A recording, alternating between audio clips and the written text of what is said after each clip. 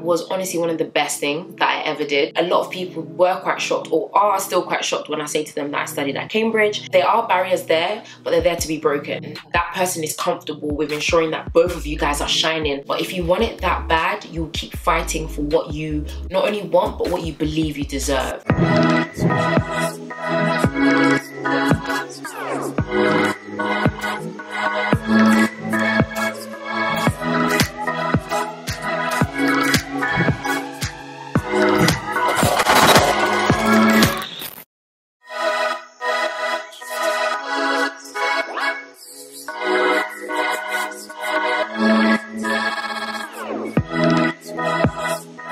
Hey Nissy! Hi! How are you doing today? I'm great, How are you? I'm wonderful. You look amazing. Well, thanks. You know, sometimes we try. No, I'm joking. Thank you so much. This is the post-graduation glow. That's what I call it. Amen. So graduation, tell us about that. Oh, graduation. It was a tough journey. So just in case you don't know, I studied at the University of Cambridge, where I did English. I did a BA in English for 3 years. 3 very hard, long years. But we thank God I got through it, and I came out the other side and got to just celebrate the fact that, you know, thank God I actually got through. So amen, amen. Yeah. So you went to University of Cambridge. Yeah. That is often something that gets unheard of from like a black kid. Actually, tell us about that. Where did you grow up? I've grown up in the UK for my whole life, but I've lived in East London for literally my entire life. And obviously I come from a very working class background. People say that East London, you know, is one of the rough areas of London. I love where I'm from. I love, you know, the fact that I grew up there. But yeah, it was definitely different. A lot of people were quite shocked, or are still quite shocked, when I say to them that I studied at Cambridge, because they're just like, you know, black girl from East London, how did you make it? How did you do it? But for me, I just see it as one of those things whereby there are barriers there, but they're there to be broken. And there's no reason why there can't be hundreds of other black kids from East London who work their butt off and work hard, and who also make it into the same place. So I just feel like I'm just one of many. But yeah, really trying to open those doors and kind of break those barriers as well.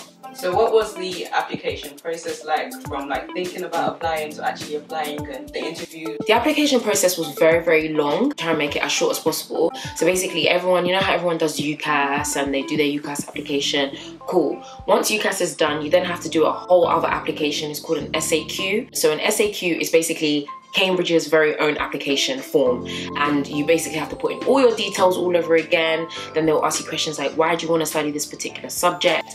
Why Cambridge? What do you do in your spare time? So it's basically UCAS but in more depth. So once you've then done that, you might have to send in examples of your work depending on what subject you want to do. So for example, with myself, I obviously did English, which meant that I had to send in 2 essays. So essays from the past that I'd done, had to send that in to be reviewed. And then on top of that as well, you get interviewed. Again, depending on what subject you do, you know, kind of depends the application process. But for me, I had 2 separate interviews. So you are basically sat in a room with 2, you know, members of staff or director of studies or tutors, wherever they are, and they literally just sit there and they just ask you questions about texts that you might have said that you've read, or about the English course, why you want to study English, all that sort of stuff. But I've heard like some people have maybe 3 interviews, I think even 4. That's a lot. Yeah, it's a lot, depending on what subject. I think it's like NATSCI, so natural sciences and engineering. They're kind of a bit more in-depth and more intense, but yeah. So would you like to like briefly describe your experience as a black female at the University of Cambridge? Because it's number 1 to be a minority in the sense that you're a female, and then you're also black. Yeah. So what was that like for you?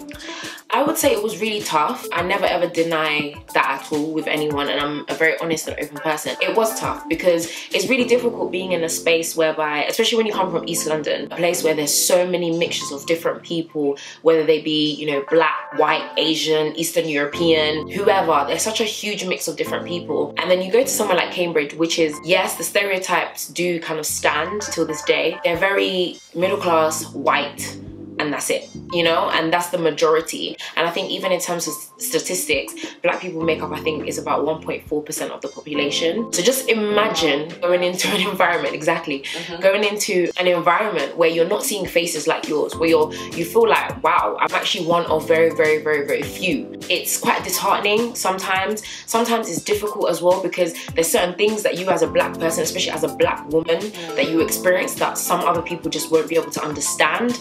And the fact fact that you don't have people that you can talk to on a regular basis, or even little things like banter.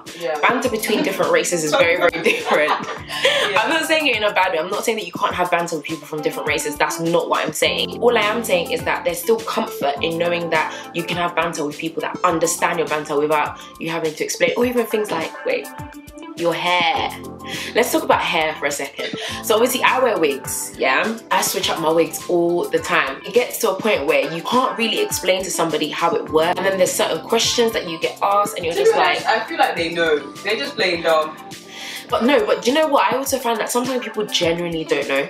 Like some people that I've met, you would have been the first black person that they've encountered in their life. And I've met people like that before. So it's not even a case whereby, you know, I'm even angry at that fact. It's just quite frustrating. So it's all those little things, and then you're in a place where it's a very highly pressured environment.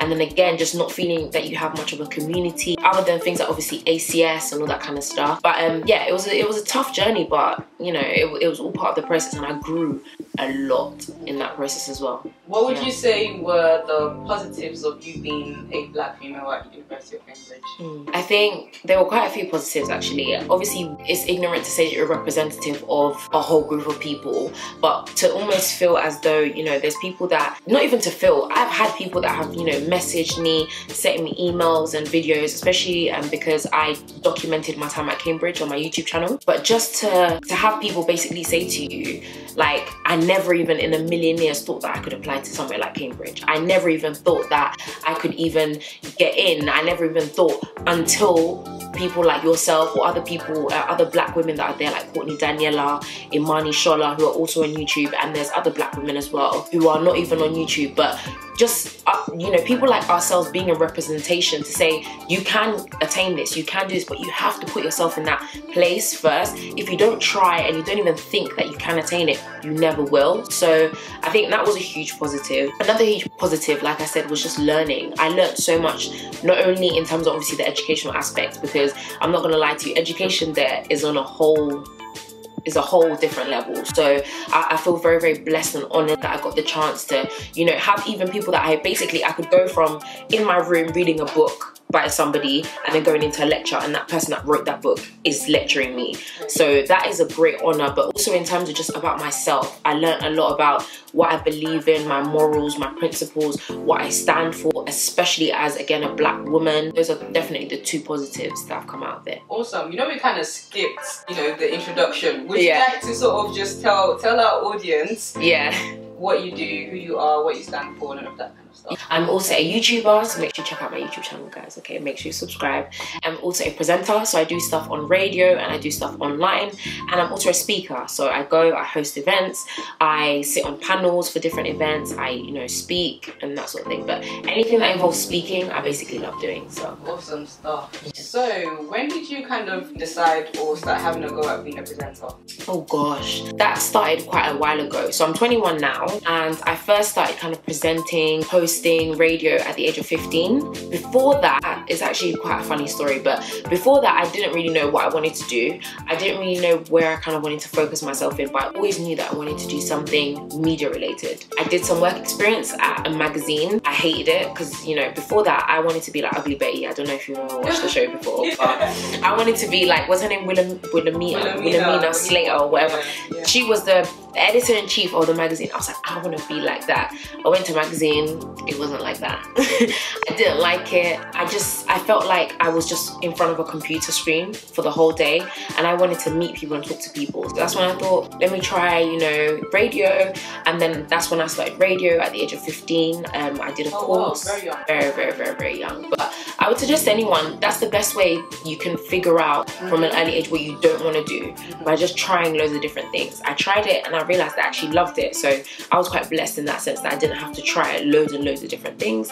Tried it, loved it, and then from then I just kind of started getting involved in other things, and people would come to me and say, okay, do you want to host this event? Do you want to do this? Do you want to interview this person?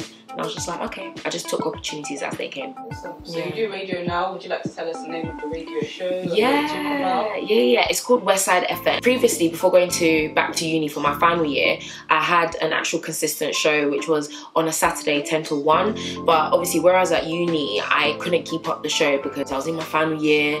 I didn't do as well as I would have wanted to my first and second year. I got a 2-2 in first year, 2-2 in second year, and I said, right, Nissy, it's time to get it sorted. So I basically just stopped doing everything, including radio, which has meant that now that I'm back, I'm not as consistent as I was before because I haven't, basically all the slots have been taken up. So I'm like trying to like now fight for a slot. But when I get my slot back, I'll let you guys know. But just notice on Westside FM, this is Westside on all socials. So make sure you just keep up with them to find out when I'm on and yeah, when I actually get a slot. Okay, cool. So you went on a show that's quite popular now, quite popular when you were on there actually, still growing and everything. That's Backchat London. Yeah. Would you like to tell us, you know, what that experience was like and what's that kind of done for you as you progressed as a presenter? Yeah, Backchat was honestly one of the best things that I ever did. One of the best things being because, again, I learned a lot from that show. It was a true reflection of what our society is like. And I know there's obviously a lot of controversy with the show and some people don't really like the show, even though it will be the same people that probably watch it week in, week out. But, you know, I'm just saying. But there are some people that have, you know, complained a lot about the show. They don't like the show. They don't like what we talk about, etc. But then it really is a true reflection of our society. The conversations that we have are a lot of the conversations that maybe men in barbershops have, or us when we're going to get our nails done or our hair done or whatever that we have. General conversations that we have. And one thing we need to understand is that people have so many different mindsets. Not everybody's gonna think like you. In our society, everyone has a completely different opinion. So and then you were definitely like the classy one though, and the sensible one, and the big sister type of, you know. I'll call myself the auntie because I'm such an aunt. I'm an old woman at heart. Like literally, I feel like I'm so old at heart. Even in terms of that, like, do you know what? I can't like, people say that quite often. Like, we'd be like, oh, you were quite sensible. But again, it's just a case of everyone has such different, you know, mentalities, and there's nothing wrong with that. You know? Yeah, exactly. It's diverse, and we've got to understand that we need to be able to respect that, even though we might not always like it. It might not always, you know, be in alignment with what we believe, or it might rub us up the wrong way. But if we don't have those conversations, nothing will really change. You know, I think a lot of people get offended and cut off the conversation, but that's not how we should be working. So yeah, I just feel like there's no one that's better than anyone in that show. It's just that everyone is just different. In terms of even what it did for me on kind of like a business perspective, it was amazing. You know, and I had no clue. None of us had any clue because I was on season 1. So we just kind of went thinking, you know, we're just there to support because I know the director. And I kind of saw it. He came to me and asked me, do you want to be on the show? And I said, okay, cool. And then it plummeted into this huge thing. Instagram followers went up, YouTube followers went up, everything went up. So in terms of business, it was one of the best things that I did unknowingly and unwittingly, but it was definitely a positive for me. Was there any reason why you didn't come back on season 2, or was that just because you were going into your final year? Yeah, literally, it was just because I was going into my final year. Some people have come up with conspiracy theories, people coming up with all these different things I don't even know. People saying that, oh, it's because I didn't get along with people. I'm just like it's not that deep. I think out of everyone, you probably were the one that didn't have that much beef with. Nah, I'm sorry, anyone. I don't. No, yeah.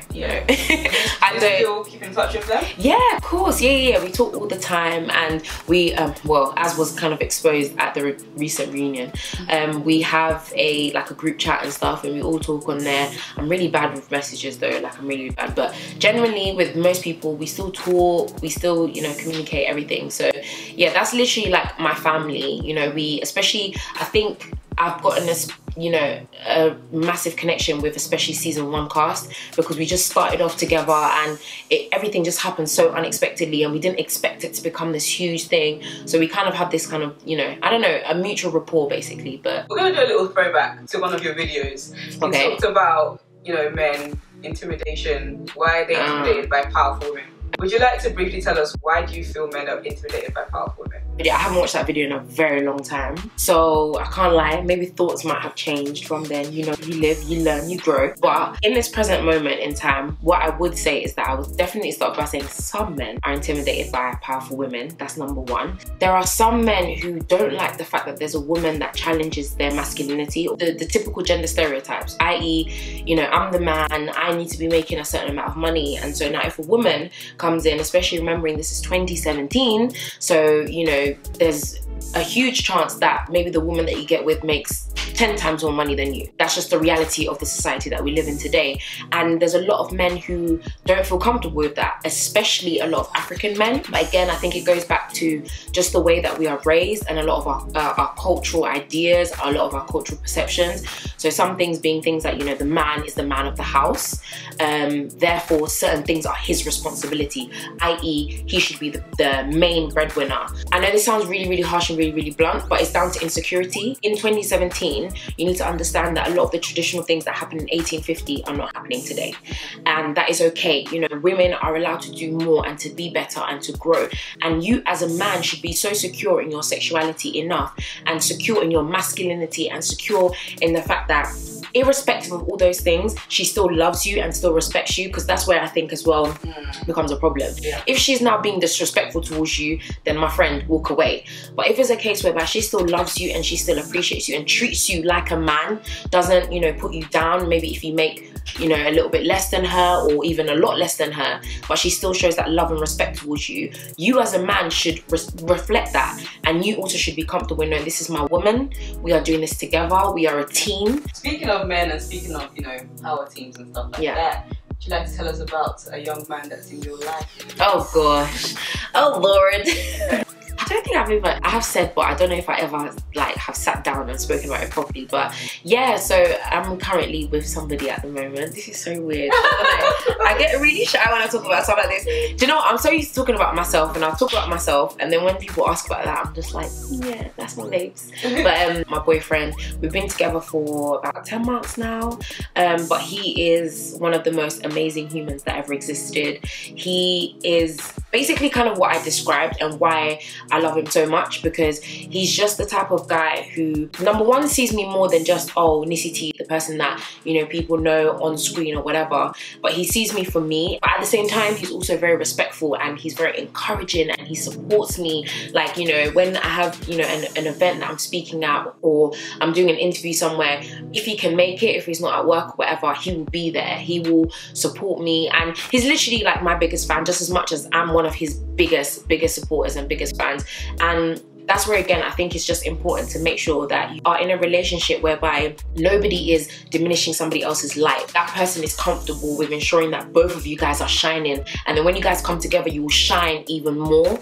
So I think that's really, really important, because it's so easy, especially in our generation. When, you know, we're young, he's 22, I'm 21, you've still got a lot to learn. Sometimes we rush into things and then all of a sudden, like, you're giving maybe 80%, that person's only giving 20. I don't know, it becomes almost unhealthy. But I would say to anyone, just ensure that you're in a situation whereby you are building each other up, you are supporting each other, you are aiding each other. Don't let anyone quench your light. Don't let any, especially a guy, don't let any guy do that to you. You are a light, you are incredible, you are beautiful, you are a queen. I've always been surrounded by a lot of people who are a lot older, and I've seen their relationships, and I've seen, you know, some not so great relationships, but I've also seen some really healthy, amazing relationships, married couples, and that's really aided me in being able to have this mindset. But if you are both going in two different paths, how do you expect that to work? It's not going to work. Then you're going to start arguing about, no, but I thought our vision was this, no, but I want to do this. It's not going to work. Just making sure that your visions, they don't have to be identical. Don't get me wrong. They don't have to be like, we have to have the same plan and we must have things that we're doing together and only together. No, have things outside of each other, but the general goal and, you know, the main things that you're trying to achieve, let it be something that you are mutually agreeing on. Briefly describe like post-uni life and also like where you see yourself in the next 5-10 years. Post-uni life. So post-uni life has been great. Like I said, it's the glow. it's just been great. I've just felt a lot lighter in terms of just feeling like, oh, do you know what, this pressure of uni and exams and essays and all this kind of stuff has kind of been lifted from me. I did mention this in a video as well, whereby I felt a little bit worried and a little bit anxious, because I feel like a lot of people, a lot of students as well would have felt this. But you know, you come out of uni and you've been working for so long and so many years to get to that point, and then when you come out, it's like, okay, it's real life now. I'm, you know, finding my feet now, and I'm kind of, you know, becoming more comfortable with the fact that that safety net of education is not there anymore. So yeah, I've just been really enjoying it, doing all the things that I love doing, and doing it more so now that I've got more time. And where do I see myself in 5-10 years? Well, number one, I better be married. I just see myself making an impact through education. Anyone that knows me knows that I go by the slogan, be educated, be beautiful. And off of the back of that, I kind of started off this platform, a website basically that teaches people about things that they don't learn in school. So things like taxes, mortgages, credit rating, all that kind of stuff. Things that you don't really hear on the news, and to challenge narratives that already exist. That's what I believe God has put in front of me and kind of has said, this is your purpose. This is what I need you to do. You know, by God's grace, obviously I don't know, but the hope is that I do marry my partner at the moment, my boyfriend at the moment, get married, and we just build together. We just support each other, grow in love, in faith, and yeah, just doing what God has called us to do, really. Would you say there's anybody that is your role model right now? I know this is going to sound so cliche, but I always say Oprah. I don't know, like, it sounds really stupid and really cliche, but just because Oprah has always been a huge inspiration. Anyone that knows her story, you know, from when she was young and the things that she's been through and the battles that she's had to face, but to become the woman that she is today, like, you know, she broke so many barriers. She went through some of the most difficult times in society where, you know, racism was still quite pertinent and all of this stuff was going on, but she still said, you know what, I'm a black woman and I'm here to stay. I'll definitely say Oprah is one of my biggest inspirations, and if I even got to be like a fraction of what, or to do a fraction of what she's done, then yeah, life is complete. Amazing. So if you were to give someone that wants to be like yourself, be a presenter, an online personality, what would you say is maybe 2 of the biggest gems of advice? The first thing I'll say is that I actually have a video on how to kind of get started in like media, and there I gave like my top 5 tips to how I kind of got into the industry, how I got to network with different people, to build, you know, my network, and to ensure that I was, you know, hosting events, being consistent with what I did. So that's the first thing. But the only other thing that I would say to you is just, again, it's going to sound really, really blasé and very cliche, but just do it. A lot of the time, we don't realize that opportunities would come to us, but we don't allow it to come to us, if that makes sense. If you don't go out there and you don't go out and network, you don't go out to all the media networking events, you don't go out to, you know, different events that people are hosting just to meet people and to talk to people, you won't know about the next thing. Because a lot of the time what happens in the industry, I'm not really in the industry like that, but in what I've seen of the industry, is that a lot of it's word of mouth. It's not really, oh yeah, you know, you drop this person an email and then that's how you get it. No, especially in today's age where everyone is creating their own platforms, everyone's doing their own thing. A lot of it is just, who knows who can do this favor for me, or who knows somebody that can fit this role. And a lot of the time, if you're not there and you're not in it for you to even be considered, you will miss out on so many opportunities. Sometimes your friends will not want to come with you, either because they're in a different sector and they're doing a different thing, or because they don't have time, they can't make it because they have work. Listen, get up, get your butt up and go yourself. You need to do things on your own and be fearless in doing it as well. Create business cards, give out your business cards to people. Say that, yeah, I'm a host. When you speak to people, be like, yeah, I host as well. Be proud of what you're doing. Take that initial step and you will see that other things will start to follow and doors will start opening automatically. So, yeah, and another thing as well, one more thing, don't give up. You'll get a lot of no's. Let me just tell you that now. Even till this day, I've applied for so many other things, like actual like TV presenting roles and on different you know, bigger platforms, and I've been rejected from pretty much everything. So for me, even myself, it's just one of those things where I have to kind of remind myself that